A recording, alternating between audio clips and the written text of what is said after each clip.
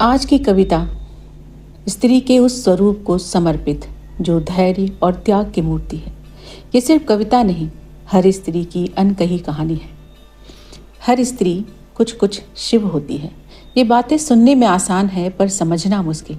स्त्री के धैर्य और उसके नीलकंठ स्वरूप को समर्पित यह कविता तो प्रस्तुत है। हर स्त्री कुछ कुछ शिव होती है।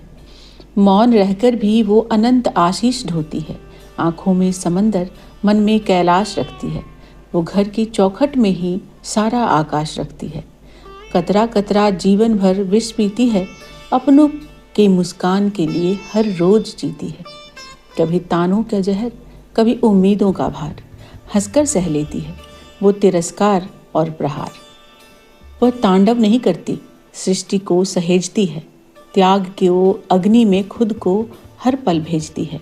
कंठ में दबाए रखती है शिकायतों का हलाहल, ताकि शांत रहे उसका परिवार और कल। संसार उसे कोमल, अबला और कमजोर कहता है, पर उसके भीतर तो धैर्य का हिमालय रहता है। शिव ने तो एक बार पिया था विष का प्याला, स्त्री ने तो युगों से खुद को इस सांचे में ढाला। सत्य है वो शक्ति है, सत्य है वो शक्ति है, वह सृजन की मूरत है, वो त्याग की परिभाषा है और शिव की ही सूरत है। पर वो सिर्फ जीती नहीं, वो हर दिन खुद को थोड़ा थोड़ा समझती है। हर स्त्री कुछ कुछ शिव होती है। कतरा कतरा जीवन भर विष पीती है। ये विष सिर्फ दर्द नहीं होता, ये जिम्मेदारियां होती है, ये चुप्पियां होती है और कई बार अपने ही सपनों का त्याग होता है।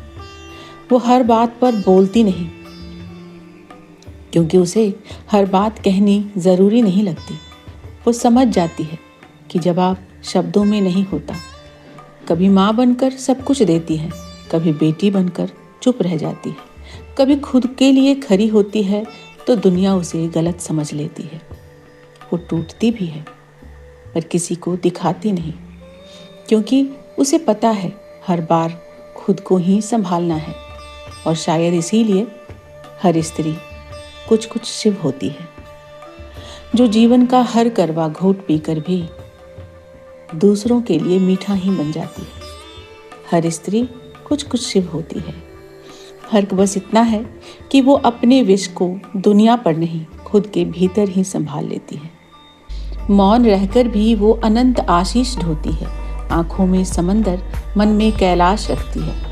वो घर की चौखट में ही सारा आकाश रखती है।